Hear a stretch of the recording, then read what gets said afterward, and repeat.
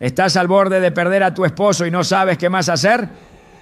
La respuesta podría no estar en lo que dices, no, sino en lo que haces espiritualmente. En 1 Pedro 3:1-2 la Escritura dice: sean ganados sin palabras por la conducta de sus esposas al observar su conducta íntegra y respetuosa. Este versículo nos revela una verdad profunda. Tu ejemplo silencioso puede ser más poderoso que 1000 argumentos. Hoy veremos cómo aplicar 3 secretos espirituales que no solo pueden transformar tu matrimonio, sino también salvar el alma de tu esposo. Te mostraremos cómo usar la fe, la oración estratégica y la consagración personal como armas espirituales. ¿Estás lista para entender lo que Dios tiene reservado para tu hogar?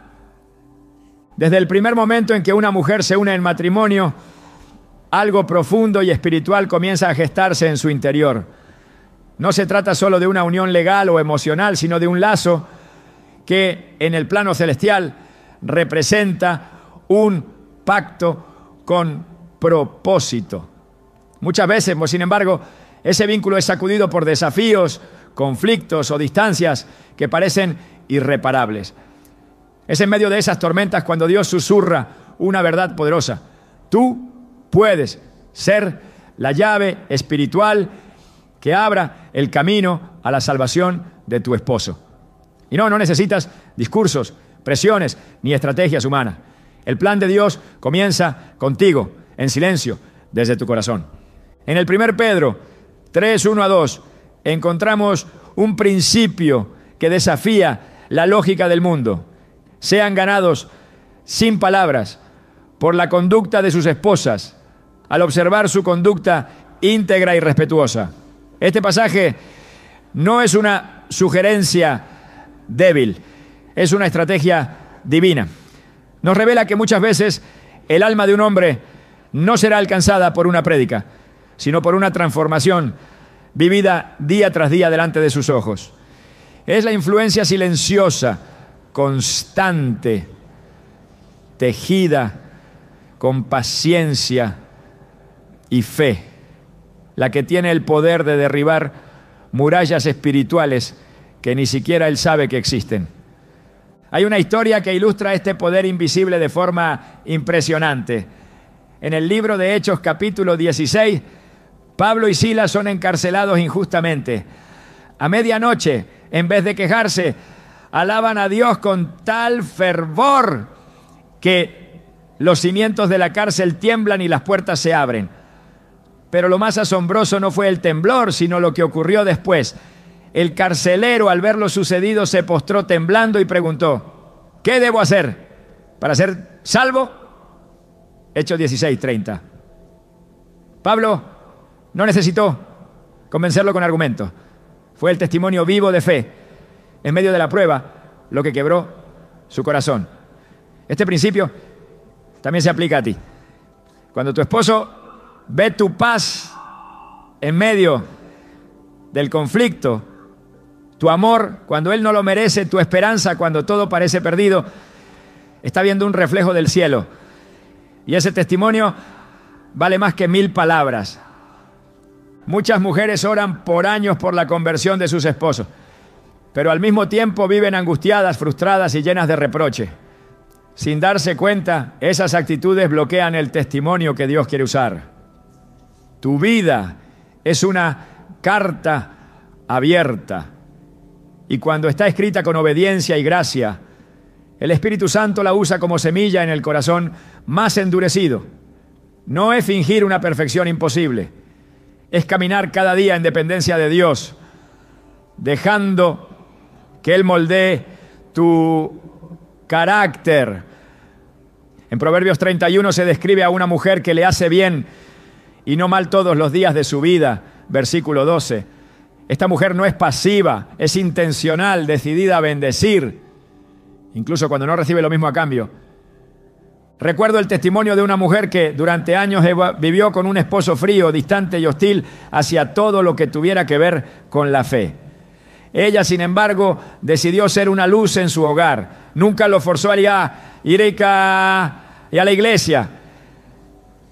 Nunca lo acusó de su dureza. Simplemente vivió el Evangelio.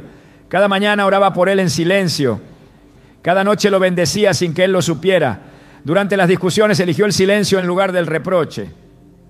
Pasaron años sin resultados visibles. Pero un día, mientras él estaba enfermo, la escuchó orando por él con lágrimas. Aquella oración quebró algo en su interior. Al poco tiempo empezó a acompañarla a la iglesia. Hoy ese hombre predica.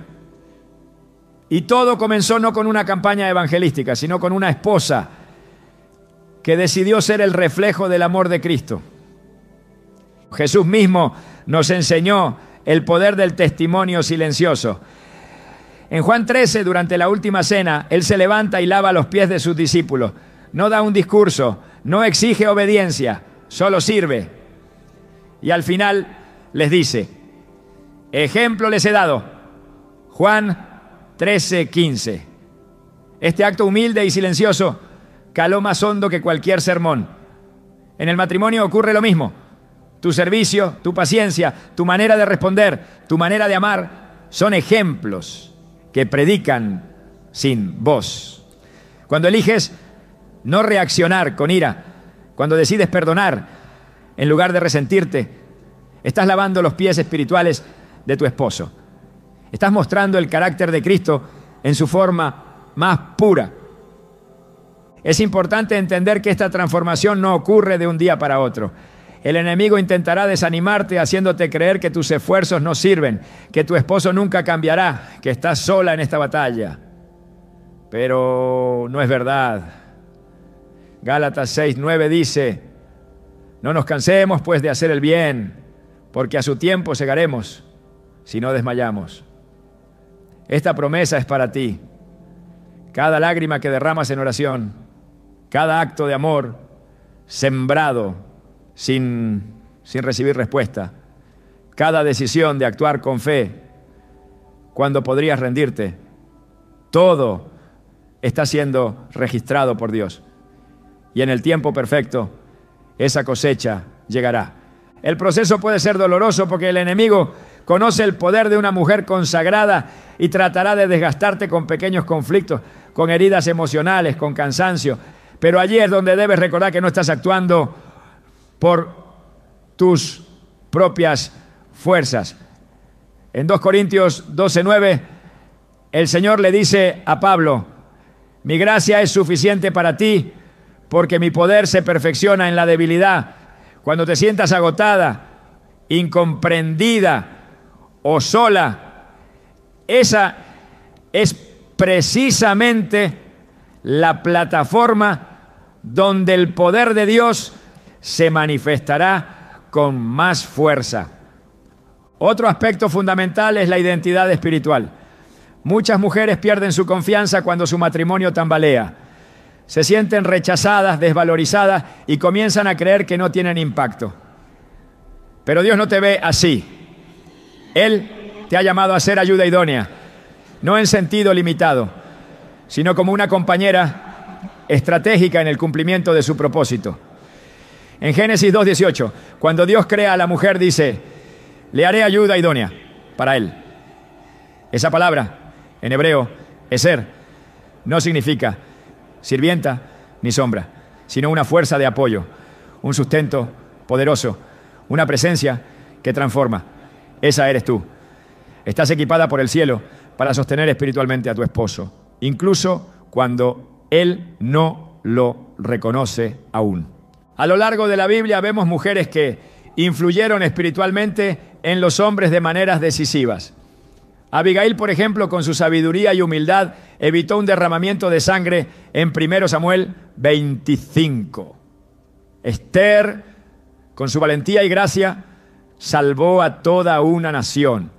Ana, la madre de Samuel, con su oración constante, cambió la historia espiritual de Israel. Ninguna de ellas impuso su voluntad. Cada una actuó desde una posición de fe, de sabiduría, de discernimiento. Esa misma unción está disponible para ti hoy. Dios no necesita una multitud para comenzar un cambio, solo necesita a alguien que se disponga. Tú puedes ser esa mujer. A veces El enemigo quiere convencerte de que no puedes hacer nada más por tu esposo, que ya intentaste todo. Pero en realidad hay algo que siempre puedes hacer: rendirte completamente a Dios y permitir que Él te use como un canal. Cuando te entregas a esa misión, dejas de depender de los resultados inmediatos y comienzas a confiar en el proceso eterno de Dios. Y eso es liberador, porque ya no estás luchando por salvar tu matrimonio con tus fuerzas, sino cooperando con el plan divino que ya ha sido establecido. El apóstol Pablo escribió en Filipenses 1:6: estando persuadido de esto, que el que comenzó en vosotros la buena obra, la perfeccionará hasta el día de Jesucristo.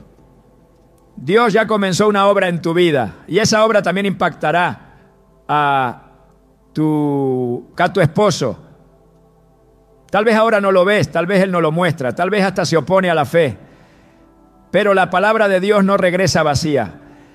Cada acción tuya, conforme a la voluntad de Dios, está sembrando una semilla que, aunque invisible, ahora dará fruto.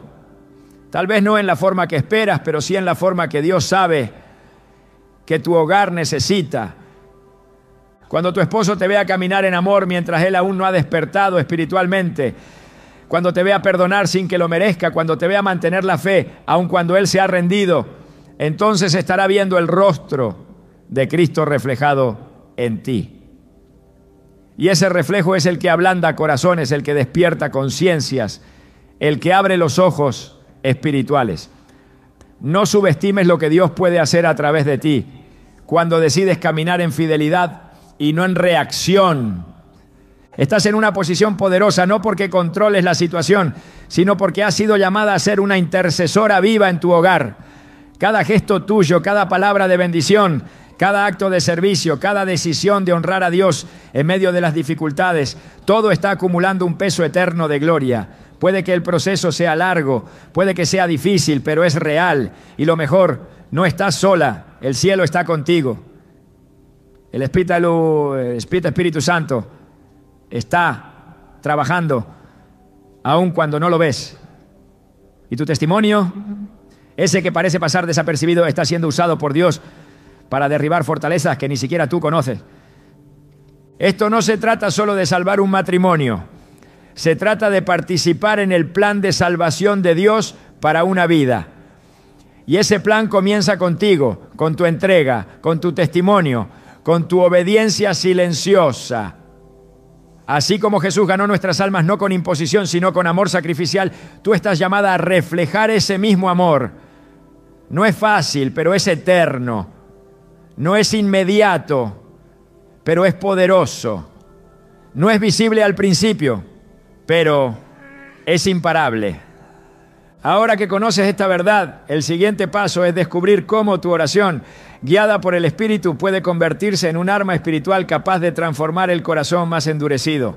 Porque si tu vida es la semilla, la oración es el agua que hará crecer el milagro. Cuando una mujer se arrodilla en oración, el mundo espiritual se conmueve. Aunque sus palabras no se escuchen en la tierra, el cielo las recibe como incienso grato delante de Dios.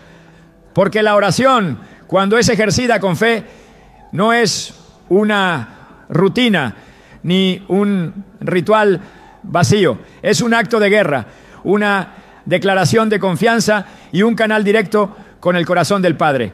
Quien ora con entendimiento no habla al vacío, habla al Creador del universo, al único capaz de tocar lo que ningún argumento ni esfuerzo humano puede alcanzar: el corazón endurecido de un hombre que ha perdido el rumbo.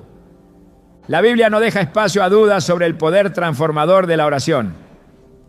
En Santiago 5:16 se declara con claridad: la oración del justo es poderosa y eficaz. Este pasaje revela una verdad profunda. La justicia no proviene de la perfección humana, sino de una relación sincera con Dios.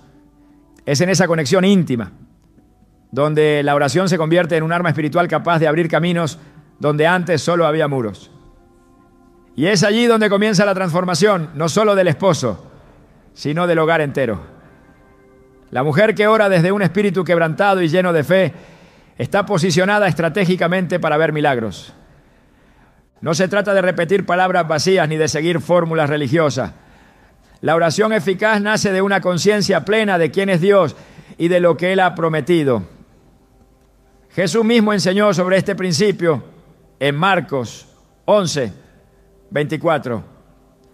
Por eso les digo, crean que ya han recibido todo lo que estén pidiendo en oración y lo obtendrán. Este versículo nos lleva más allá de la esperanza pasiva. Nos coloca en una postura de certeza, donde la fe actúa como garantía de que lo que aún no vemos ya ha comenzado a tomar forma en el reino espiritual. Orar por el esposo bajo esta convicción no es una súplica vacilante, sino una proclamación del plan de Dios. Es esencial entender que la oración no solo cambia lo externo, cambia lo interno. Muchas veces la transformación en el esposo comenzará cuando la oración primero transforme el corazón de la esposa.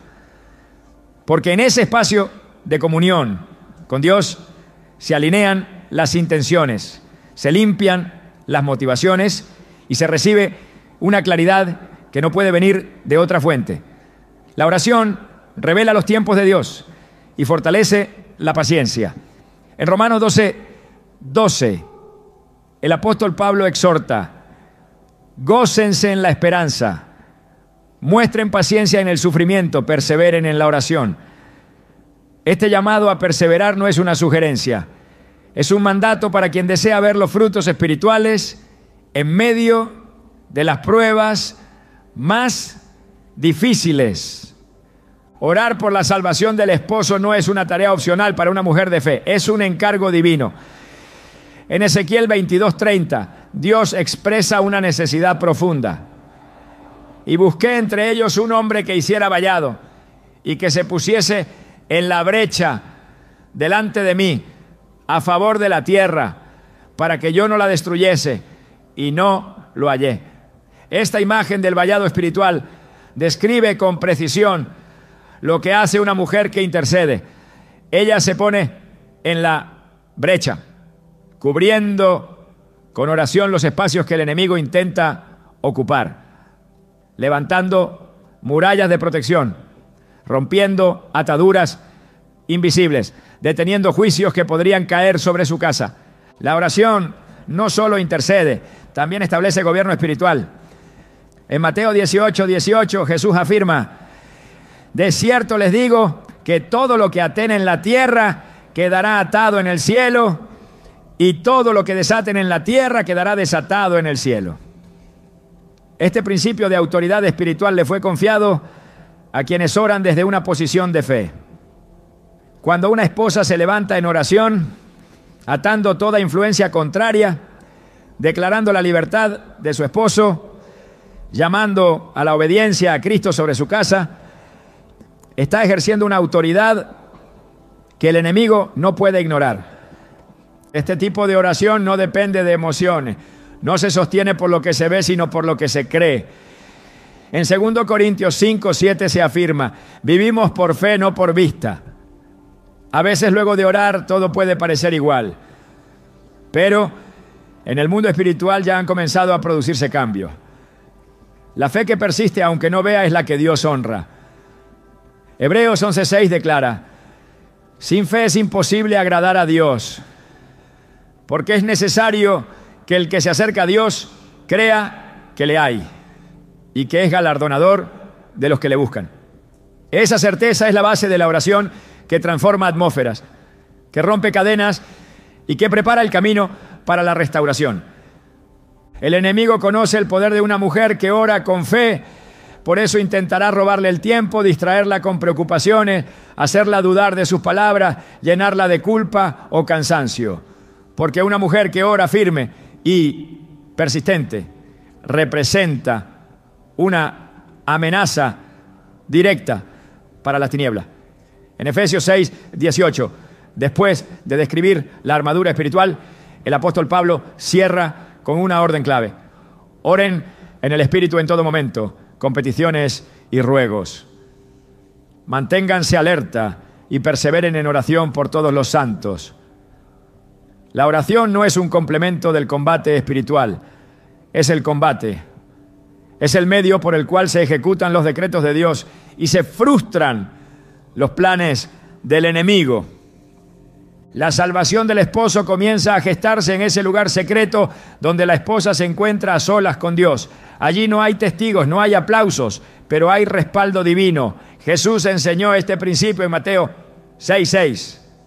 Pero tú, cuando ores, entra en tu cuarto, cierra la puerta y ora a tu Padre que está en secreto. Y tu Padre, que ve en lo secreto, te recompensará en público. Esa recompensa no siempre llega de inmediato, pero cuando llega, es evidente, es incontestable y es gloriosa. El corazón que ora en secreto será testigo del fruto a su debido tiempo. La oración por el esposo debe estar cargada de palabra. No basta con expresar deseos, es necesario orar conforme a lo que Dios ya ha dicho. Porque la palabra de Dios no regresa vacía, sino que cumple lo que Él ha determinado. En Isaías 55:11 dice: así será mi palabra que sale de mi boca. No volverá a mí vacía, sino que hará lo que yo quiero y será prosperada en aquello para que la envíe. Por eso, orar con la Escritura es poner en movimiento el poder creativo de Dios. Declarar que el esposo será salvo, porque así lo dice Hechos 16:31. Cree en el Señor Jesucristo y serás salvo tú y tu casa. No es repetir una fórmula, es afirmar una promesa con autoridad espiritual. Cuando la oración es constante, va preparando el terreno para que la semilla del Evangelio eche raíces. En Colosenses 4:2 se exhorta: perseveren en la oración, velando en ella con acción de gracias. Este velar implica estar atentos, estar despiertos espiritualmente, discernir los momentos clave, detectar los ataques y mantener la mente fija en la fidelidad de Dios. Es una oración vigilante, no pasiva, activa, no supersticiosa, determinada, no emocional. Cada intercesión es una inversión en el destino espiritual del hogar. La oración transforma también a la mujer que ora. La llena de compasión le da perspectiva eterna, la enseña a amar con paciencia y a luchar con mansedumbre. En Filipenses 4:6-7 se revela una de las consecuencias más hermosas de la oración. Por nada estén afanosos, sino sean conocidas sus peticiones delante de Dios en toda oración y ruego, con acción de gracia. Y la paz de Dios, que sobrepasa todo entendimiento, guardará sus corazones y sus pensamientos en Cristo Jesús. Esa paz que sobrepasa todo es la señal de que Dios está obrando aún cuando no se ve. La mujer que decide orar por su esposo no lo hace porque todo va bien, lo hace porque cree en lo que puede llegar a ser. La oración no parte de lo que se ve, parte de lo que se espera con fe. Como lo dice Hebreos 11:1, la fe es la certeza de lo que se espera, la convicción de lo que no se ve. Esa convicción es la base del clamor persistente. No importa cuántas veces parezca que no hay avance, cuántas veces las palabras no cambian, ni las actitudes mejoran. Si la oración se mantiene, la obra avanza. No hay corazón demasiado endurecido, ni vida demasiado distante como para que la oración no pueda alcanzar. Jeremías 32:27 deja en claro el poder ilimitado de Dios. Yo soy el Señor, Dios de toda carne. ¿Habrá algo que sea difícil para mí? Cuando este versículo se convierte en el cimiento de la oración, se destruye todo temor, se derrumba toda incredulidad y se renueva la esperanza. Porque el Dios que lo dijo no miente y su brazo no se ha acortado. Una vida de oración constante es la base sobre la cual Dios construye los milagros. Cada palabra elevada al cielo es una semilla. Cada lágrima es una ofrenda. Cada madrugada entregada al clamor es una inversión eterna. Y aunque no haya público ni aplausos, los resultados son reales. Las cadenas se rompen, los corazones se abren, las familias se restauran, porque la oración mueve el brazo de Dios y el cielo responde al clamor de los que le buscan con todo el corazón. La obediencia no siempre se expresa en grandes acciones visibles. A veces se manifiesta en decisiones pequeñas, casi imperceptibles, pero profundamente espirituales. Es en ese espacio donde la obediencia silenciosa se convierte en una fuerza que transforma lo que parece inmóvil. En un mundo que aplaude la reacción rápida, la autoafirmación y la confrontación constante, la Escritura enseña que el verdadero poder espiritual se encuentra en la mansedumbre, en la capacidad de responder con sabiduría y dominio propio, no con impulso ni exigencia. Es esta obediencia interior, firme pero callada, la que abre paso al mover de Dios dentro del hogar. Jesús, que siendo el Hijo de Dios, eligió el camino de la sumisión voluntaria. No respondió con agresión cuando fue acusado injustamente, ni se defendió cuando fue llevado como cordero al matadero. Isaías 53, 7 lo describe así: angustiado él y afligido, no abrió su boca. Como cordero fue llevado al matadero, y como oveja delante de sus trasquiladores, enmudeció y no abrió su boca. Esta imagen no representa debilidad, sino dominio absoluto. En ese silencio se escondía el poder que derrotaría al pecado y a la muerte. Esa misma actitud es la que Dios valora en quienes deciden obedecer sin necesidad de alzar la voz, sin imponer su voluntad, sino confiando plenamente en su intervención. Una mujer que vive en obediencia a Dios dentro de su matrimonio refleja el carácter de Cristo. No necesita declararlo porque su conducta lo proclama. En Proverbios 25:15 se afirma: con larga paciencia se aplaca el príncipe, y la lengua blanda quebranta los huesos. No es con dureza como se cambia un corazón, sino con una firmeza mansa, con una respuesta que nace de la sabiduría celestial. La obediencia silenciosa no es sumisión a la injusticia, sino alineación con el orden divino.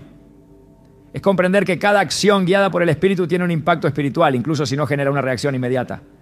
Pedro, al hablar a las esposas creyentes, lo hace con precisión espiritual. En el 1 Pedro 3:3-4 les dice: vuestro atavío no sea el externo, sino el interno, el del corazón, en el incorruptible ornato de un espíritu afable y apacible, que es de grande estima delante de Dios. Este espíritu afable y apacible no se refiere a pasividad, sino a una confianza profunda en la justicia de Dios.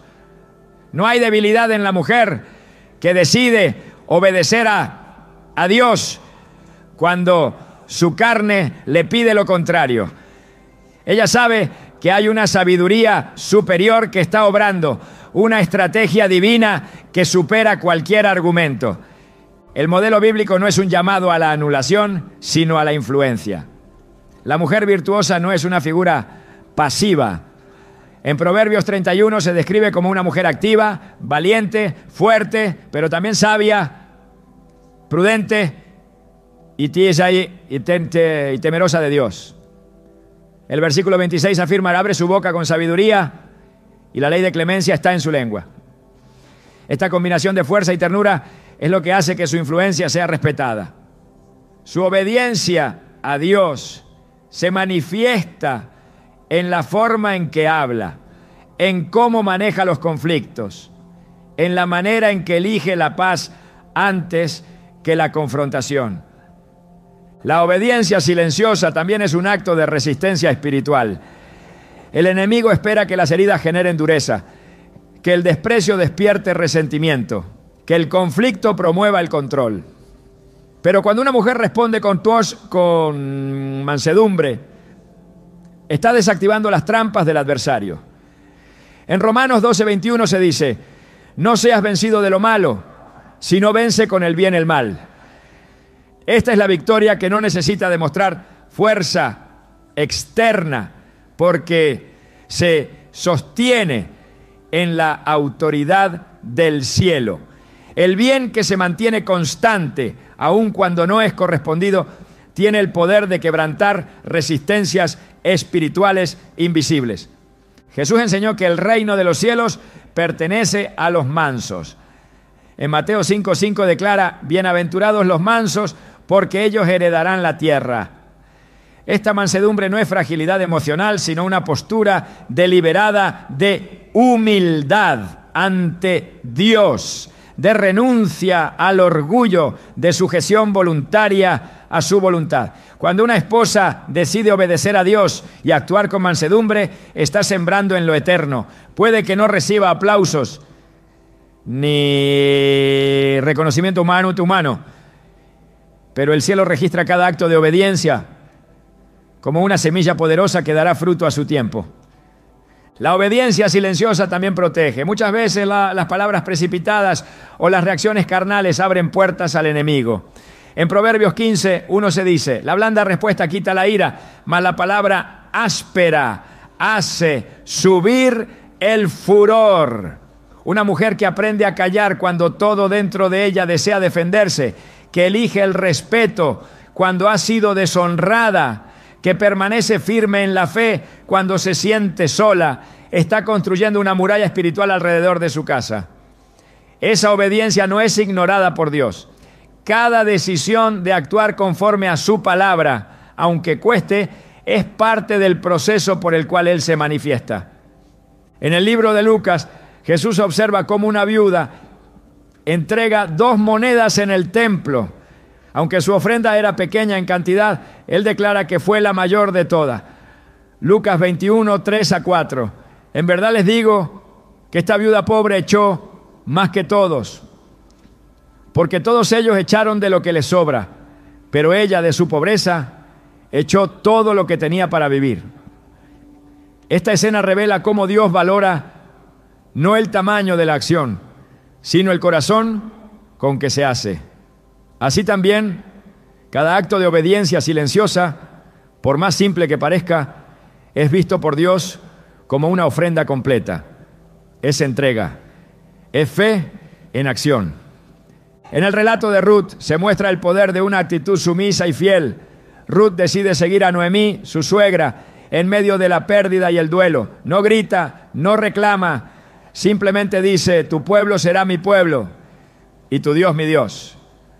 Ruth 1:16. Esa disposición de corazón la llevó a ser parte del linaje de Jesús. La obediencia silenciosa de Ruth la posicionó en el propósito eterno de Dios. No necesitó protagonismo, solo disposición. Y Dios la elevó por encima de lo que jamás hubiera imaginado. Esa misma actitud es honrada aún hoy. Cuando una mujer actúa desde la fe, sin buscar reconocimiento, está construyendo algo mucho más grande de lo que puede ver. La obediencia también produce honra. En Filipenses 2:8-9 se nos habla de Cristo. Y estando en la condición de hombre, se humilló a sí mismo, haciéndose obediente hasta la muerte, por lo cual Dios también le exaltó hasta lo sumo. La obediencia precede a la exaltación. No se trata de buscar ser reconocida por el esposo, sino de ser vista por Dios. Porque cuando Él honra, lo hace de manera completa. Él exalta a los que caminan en integridad, a los que prefieren su camino por encima del orgullo, a los que eligen el perdón cuando la herida clama por justicia. La mujer que camina en obediencia silenciosa es testigo del obrar de Dios, porque le deja espacio para actuar, no se interpone con su fuerza, no controla con sus palabras, no anticipa el juicio, confía. Esa confianza es fe viva, es la certeza de que Dios ve, Dios escucha, Dios interviene. En Hebreos 10:36 se dice: porque necesitan perseverar para que, habiendo hecho la voluntad de Dios, obtengan lo prometido. La obediencia entonces es el camino que conecta la voluntad con la promesa. Es el puente que lleva desde la siembra hasta la cosecha. Esta obediencia también requiere discernimiento. No todo silencio es obediencia, pero cuando el corazón se alinea con Dios y decide callar para dejar que Él sea quien hable, entonces ese silencio se convierte en un altar. En Eclesiastés 3:7 se afirma: tiempo de callar y tiempo de hablar. Saber cuál es el tiempo de cada uno requiere comunión con el Espíritu.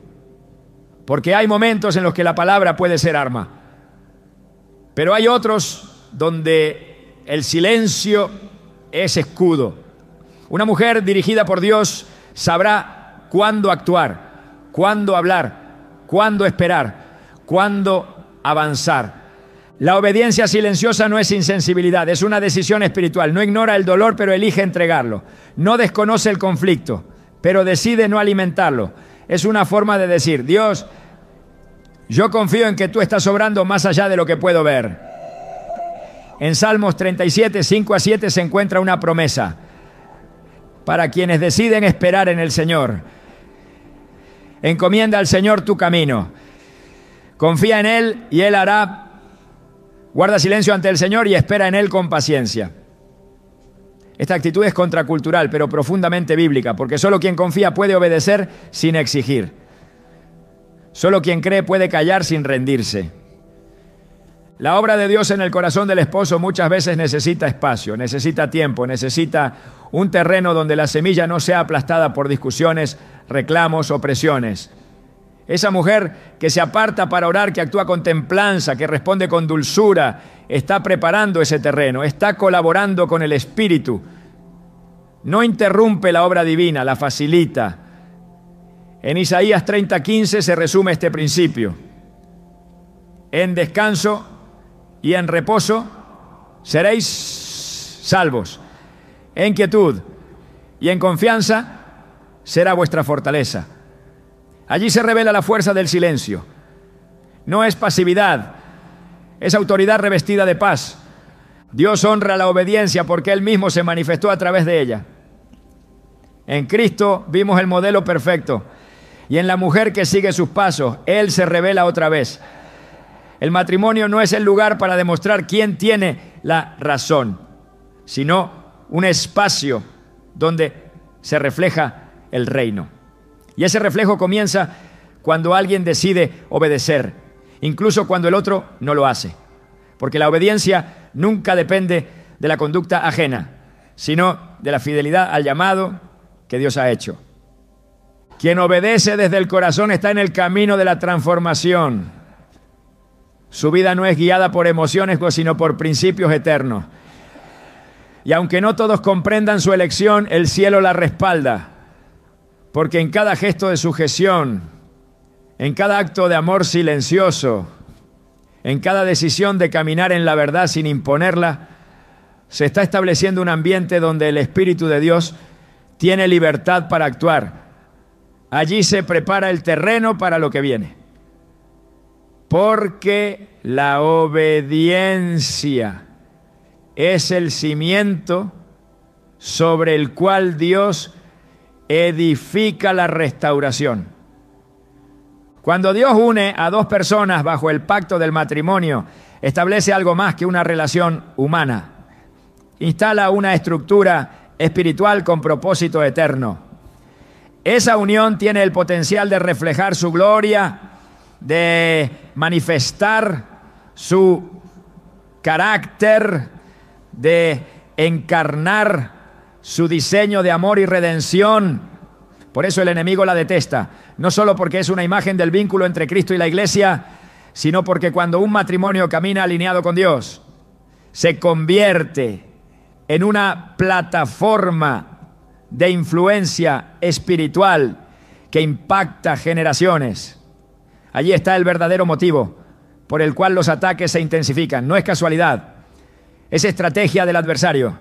Su objetivo es desestabilizar aquello que representa una amenaza para su reino. El matrimonio tiene propósito y el propósito genera oposición. En Efesios 6:12 se nos revela una dimensión de guerra que no siempre se percibe con claridad, porque no tenemos lucha contra sangre y carne, sino contra principados, contra potestades, contra los gobernadores de las tinieblas de este siglo, contra huestes espirituales de maldad en las regiones celestes. Este versículo desenmascara la verdadera fuente de muchos conflictos matrimoniales. Lo que parece una discusión trivial, lo que se manifiesta como frialdad o incomprensión, muchas veces es la punta de un conflicto espiritual más profundo. Ignorar esta realidad es pelear en la oscuridad. Pero cuando se entiende que cada reacción, cada palabra, cada actitud puede estar influenciada por una batalla invisible, entonces cambia la forma de enfrentarla. Ya no se trata de vencer al cónyuge, sino de resistir al enemigo. El matrimonio fue la primera institución establecida por Dios en la creación. Antes de la iglesia, antes del gobierno, antes de cualquier otra estructura. Dios formó una unión entre un hombre y una mujer. Génesis 2:24 lo establece. Por tanto, dejará el hombre a su padre y a su madre, y se unirá a su mujer y serán una sola carne. Esa unidad no es solo física ni emocional, es una unidad espiritual que el enemigo busca fragmentar desde el principio. Al dividir, descompone. Al sembrar discordia, debilita. Al romper la comunicación, entorpece el avance del propósito divino. Cada grieta que se permite en el vínculo conyugal puede convertirse en una entrada para la manipulación espiritual del adversario. La Escritura lo muestra claramente desde el Edén. Satanás no atacó a Adán mientras estaba solo. Esperó a que existiera el vínculo, esperó a que se estableciera el diseño divino y entonces lanzó su estrategia. Génesis 3 narra cómo el engaño fue dirigido a través de la distorsión de la verdad. Y cuando Eva escuchó al enemigo, se activó una cadena de eventos que dañaron no solo la relación entre el hombre y la mujer, sino también su comunión con Dios. Esa escena no es historia antigua, es una representación permanente del tipo de batalla que se libra en muchos hogares. La voz de la serpiente sigue susurrando, disfrazada de argumentos, de emociones intensas, de heridas no sanadas. Sigue susurrando división, resentimiento, orgullo, pero Dios también sigue hablando. Y su palabra sigue siendo escudo para quien la abraza. En 2 Corintios 2:11 el apóstol Pablo advierte: para que Satanás no gane ventaja alguna sobre nosotros, pues no ignoramos sus maquinaciones. Esta instrucción es esencial. No se trata de temerle al enemigo, sino de no ser ingenuos ante su accionar. Un hogar que no discierne el verdadero origen de sus crisis se vuelve vulnerable. Pero aquel que reconoce el patrón espiritual detrás de los conflictos puede posicionarse para resistir y recuperar terreno. Porque cuando una mujer entiende que su lucha no es con su esposo, sino con una influencia espiritual que busca dividir, cambia su postura. En lugar de reaccionar desde la herida, actúa desde la autoridad. En lugar de alimentar el pleito, establece paz. En lugar de rendirse, se levanta en oración. El enemigo teme al matrimonio porque sabe que en él se gestan hijos con destino, ministerios con alcance, legados de fe que trascienden generaciones. Por eso busca apagar el amor, enterrar la esperanza, diluir el pacto. Lo hace lentamente, sembrando desgaste, distorsionando la percepción, amplificando los errores. Pero la palabra de Dios es clara: resistid al diablo y huirá de vosotros. Santiago 4:7. Resistir implica firmeza, constancia, discernimiento. Implica también guardar el corazón de la amargura, que según Hebreos 12:15 contamina y destruye. Una mujer que se mantiene firme espiritualmente se convierte en un muro de contención frente al ataque. Su perseverancia, su oración, su obediencia no son gestos aislados, son estrategias celestiales para detener el avance del enemigo. La autoridad en el ámbito espiritual no se impone, se vive. Se construye en la intimidad con Dios, se fortalece en la palabra, se afirma en la obediencia diaria. Cuando una esposa se posiciona en esa autoridad, empieza a gobernar espiritualmente sobre su hogar, no con manipulación ni control, sino con intercesión y sabiduría. Ella no ignora los ataques, pero tampoco les teme. Sabe que tiene la cobertura del Altísimo.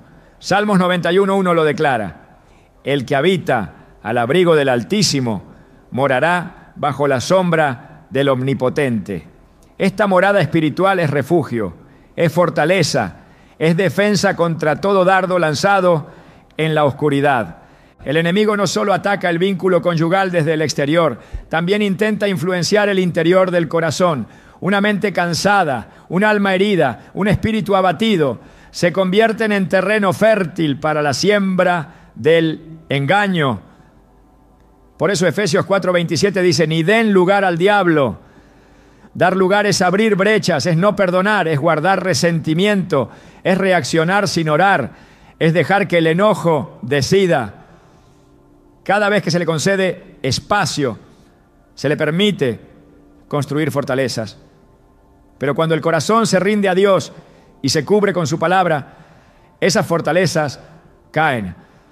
Porque donde está el Espíritu del Señor, allí hay libertad. 2 Corintios 3:17. Una de las tácticas más comunes del enemigo es hacer que el esposo vea a su esposa como enemiga y viceversa. La unidad espiritual se fragmenta cuando el enfoque se desvía de la verdadera lucha. Es crucial restaurar esa visión. El esposo no es el oponente, es el campo por el cual se intercede, el objetivo del plan redentor de Dios. Por eso, Romanos 12:18 establece, si es posible, en cuanto dependa de vosotros, estad en paz con todos los hombres. La paz no siempre es correspondida, pero siempre es un acto de poder espiritual. Es una semilla que, sembrada con perseverancia, rompe el ciclo del conflicto. La Escritura enseña que los pensamientos también son campos de batalla. En 2 Corintios 10:4-5 se declara, porque las armas de nuestra milicia no son carnales, sino poderosas en Dios para la destrucción de fortalezas, derribando argumentos y toda altivez que se levanta contra el conocimiento de Dios y llevando cautivo todo pensamiento a la obediencia a Cristo. Esta estrategia es vital. Si los pensamientos no son redimidos, las acciones no cambian. Una mente renovada por la palabra tiene el poder de frenar ciclos de destrucción. La esposa que cuida su mente, que filtra lo que acepta, que rechaza las mentiras del enemigo, está fortaleciendo el escudo de su hogar. Los momentos de mayor tensión pueden ser también los puntos de mayor oportunidad. En vez de verlos como quiebres, pueden entenderse como puntos de intervención divina. Dios permite ciertas crisis no para destruir, sino para redireccionar. Aún en medio de la batalla, Él tiene el control. Romanos 8:28 lo afirma con certeza. Y sabemos que a los que aman a Dios, todas las cosas les ayudan a bien. En medio del conflicto, Dios puede abrir puertas de reconciliación, traer convicción, activar procesos de restauración que humanamente serían imposibles. Por eso cada ataque debe convertirse en un llamado a la oración más intensa, a la entrega más profunda, a la fe más firme. El enemigo no resiste una casa donde se levanta adoración. Donde hay alabanza hay presencia de Dios. Donde hay presencia de Dios hay luz, y la luz disipa toda tiniebla. En 2 Crónicas 20, cuando el pueblo de Judá fue rodeado por enemigos, La estrategia no fue militar, fue espiritual. Colocaron cantores delante del ejército y mientras cantaban el enemigo fue confundido y derrotado. Así también una esposa que adora a Dios, en medio del proceso no solo fortalece su fe, sino que desarma estrategias invisibles del adversario. La alabanza no es un escape emocional, es una declaración de confianza en el Rey de Reyes. Toda guerra tiene una finalidad, el enemigo no ataca al azar. Si tu matrimonio está bajo presión es porque hay algo que el enemigo quiere evitar que se cumpla. Tal vez una restauración que traerá testimonio. Tal vez hijos que servirán a Dios. Tal vez un ministerio que bendecirá a otros.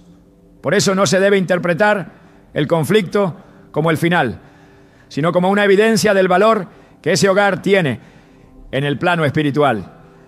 Isaías 59:19 dice: cuando venga el enemigo como río, el Espíritu del Señor levantará bandera contra él. Esa bandera es señal de que Dios no ha renunciado a ese matrimonio, de que aún hay propósito, de que aún hay victoria por alcanzar. El matrimonio es un terreno sagrado y como todo lo sagrado necesita ser defendido, guardado, cultivado. No con armas humanas, no, sino con las herramientas del reino.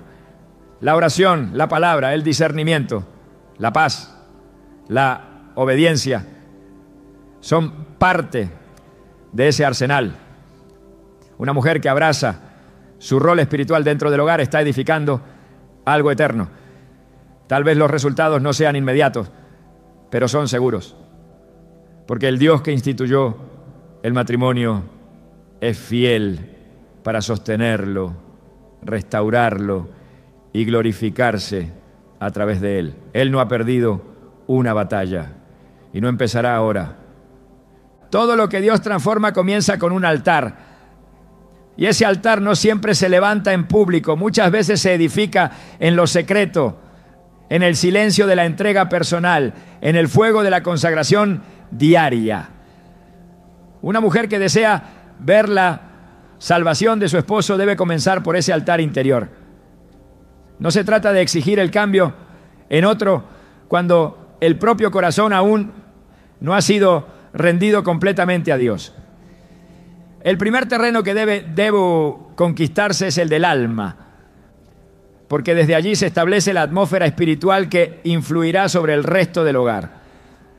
No es casualidad que el enemigo intente mantener distraída, desgastada o indiferente a la mujer. Sabe que si ella se consagra, si ella se alinea, si ella se purifica, el ambiente espiritual de la casa cambiará radicalmente. Romanos 12:1 es una exhortación directa y poderosa. Así que, hermanos, os ruego por las misericordias de Dios que presentéis vuestros cuerpos en sacrificio vivo, santo, agradable a Dios, que es vuestro culto racional. Esta presentación no es simbólica ni superficial. Implica una entrega total. La mujer consagrada no vive a medias. No ora por un milagro mientras permite que su propia vida se mantenga en desorden espiritual. No clama por la salvación de su esposo mientras tolera pequeños compromisos en su comunión con Dios. La consagración es separación, es limpieza, es decisión. Y sobre ese tipo de vida, el Espíritu de Dios se derrama con poder. Cuando una esposa decide consagrarse, está haciendo una declaración en el mundo espiritual. Está diciendo que su fidelidad no depende de las circunstancias, que su búsqueda de Dios no se detiene por la frialdad del otro, que su santidad no se negocia con la comodidad. Esa firmeza provoca una reacción del cielo, porque Dios siempre honra al que se aparta para Él. En 2 Timoteo 2:21 se nos dice: si alguno se limpia de estas cosas, será instrumento para honra, santificado, útil al Señor y dispuesto para toda buena obra. Esa limpieza interior abre paso a la utilidad espiritual. Una mujer limpia espiritualmente es un canal por el cual fluye la gloria de Dios hacia su casa. Es en ese proceso de consagración donde se produce un alineamiento profundo con la voluntad de Dios. Ya no se ora desde la desesperación, sino desde la autoridad. Ya no se actúa desde la carne, sino desde la dirección del Espíritu. Ya no se responde por impulso, sino por discernimiento. La consagración no elimina las pruebas, pero capacita para enfrentarlas con victoria. No impide los conflictos, pero evita que contaminen el corazón. En Santiago 4:8 se nos hace una invitación y una promesa. Acercaos a Dios y Él se acercará a vosotros. Pecadores, limpiad las manos, y vosotros los de doble ánimo, purificad vuestros corazones. Acercarse a Dios no es un acto emocional, es una decisión constante que involucra limpieza, firmeza y profundidad. Una mujer que vive en consagración impacta sin hablar. Su atmósfera cambia los ambientes, su oración tiene respaldo, su autoridad espiritual crece, porque no se trata de fórmulas ni de apariencias, se trata de autenticidad, de una vida escondida en Cristo. Colosenses 3:3 lo afirma: porque habéis muerto y vuestra vida está escondida con Cristo en Dios. Esa vida escondida es la más poderosa. No necesita exposición, porque su raíz está en lo eterno. Desde ese lugar, la intercesión por el esposo no es solo deseo, es mandato. No es solo una súplica, es una proclamación basada en identidad y propósito. La consagración también produce discernimiento. No se juzga al esposo desde el dolor, sino desde la compasión. No se toman decisiones por impulso, sino por instrucción divina. Se aprende a ver lo que Dios ve, a esperar cuando Dios lo indica, así a hablar cuando Él lo ordena.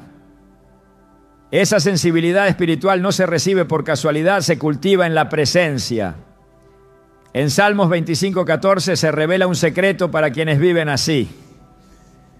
La comunión íntima del Señor es con los que le temen, y a ellos hará conocer su pacto.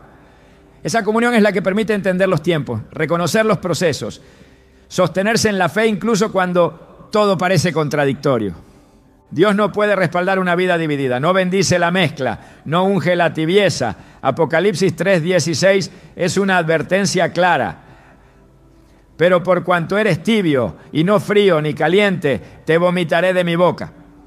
Por eso, la consagración no es una opción para quien desea ver milagros. Es un requisito.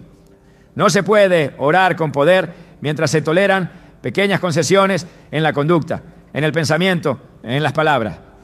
El enemigo opera en esas grietas. Pero cuando la vida está cerrada para el pecado y abierta solo a Dios, el enemigo no encuentra acceso. Esa es la seguridad de la mujer consagrada. No se sostiene por fuerza propia, sino por la gracia que Dios derrama sobre el corazón limpio y dispuesto. Una mujer apartada para Dios no necesita que todo esté bien para permanecer firme. Su estabilidad no depende del clima emocional del hogar, sino de la roca sobre la cual está edificada. Mateo 7:24-25 describe esa estabilidad con precisión. Cualquiera, pues, que me oye estas palabras y las hace, le compararé a un hombre prudente que edificó su casa sobre la roca. Vino lluvia, ríos, vientos, y golpearon contra aquella casa, y no cayó, porque estaba fundada sobre la roca. Esa firmeza es el resultado de una vida que no solo escucha, sino que obedece, que no solo ora, sino que vive lo que proclama. Consagrarse no significa encerrarse en un mundo religioso, significa vivir una vida guiada por el Espíritu, donde cada decisión, cada palabra, cada actitud refleja el carácter de Cristo. Significa permitir que Dios trate con lo más profundo del corazón, que quebrante lo que debe ser quebrantado, que purifique lo que aún necesita ser limpiado. Significa vivir sin reservas, sin excusas, sin negociaciones. Solo desde ese nivel de entrega Se puede hablar con autoridad, actuar con impacto, interceder con poder. La consagración no es una carga, es un privilegio, no es una imposición, es una invitación. Y quienes la aceptan se convierten en instrumentos de gloria. La fe no se mide por la rapidez con la que llegan las respuestas, sino por la capacidad de mantenerse firme cuando todo parece en silencio. En el proceso de ver la salvación del esposo, puede haber momentos prolongados donde nada cambia, donde todo parece repetirse, donde incluso parece que el corazón de él se endurece aún más. Pero es justo ahí donde la fe demuestra su verdadero valor. Hebreos 11:1 lo define con precisión. Es pues la fe, la certeza de lo que se espera, la convicción de lo que no se ve. Certeza y convicción son los pilares de esa espera. No es una fe emocional, es una fe fundamentada en la palabra, en lo que Dios ha dicho, no en lo que los ojos naturales perciben. Dios nunca abandona el proceso aunque parezca oculto. En Habacuc 2:3, la Escritura afirma: aunque la visión tardará aún por un tiempo, más se apresura hacia el fin y no mentirá.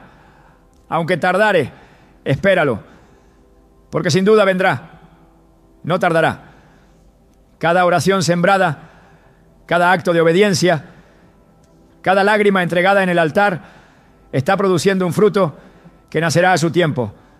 No se trata de insistir para forzar resultados, sino de permanecer confiando en que Dios es fiel para cumplir lo que prometió.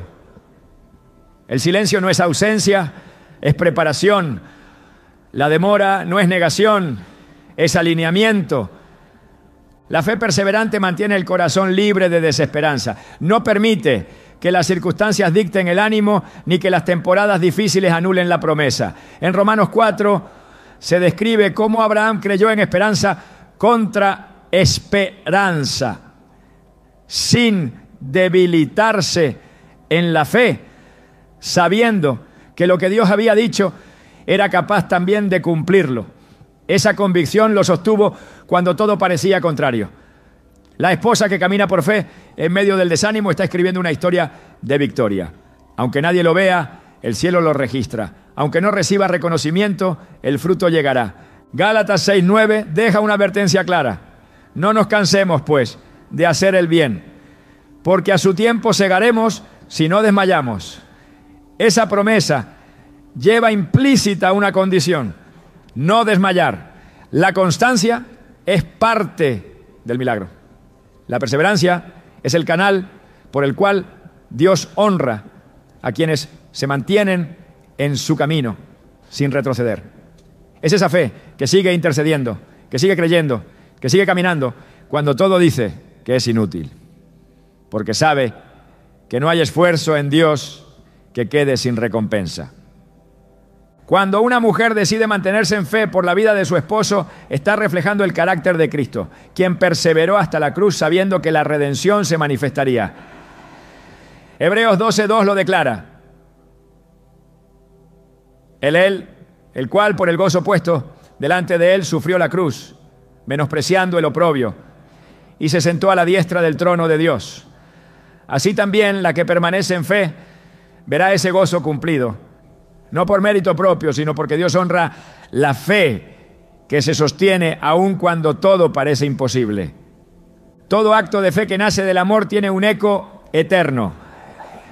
Cuando una mujer se levanta con un corazón dispuesto a ver a su esposo salvo, no solo está peleando por una relación, está participando del diseño redentor de Dios.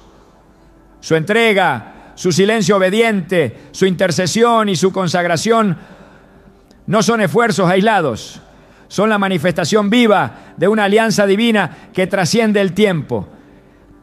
Porque Dios no ve solo lo que sucede en el presente, Él observa lo que esa obediencia sembrará en los años por venir.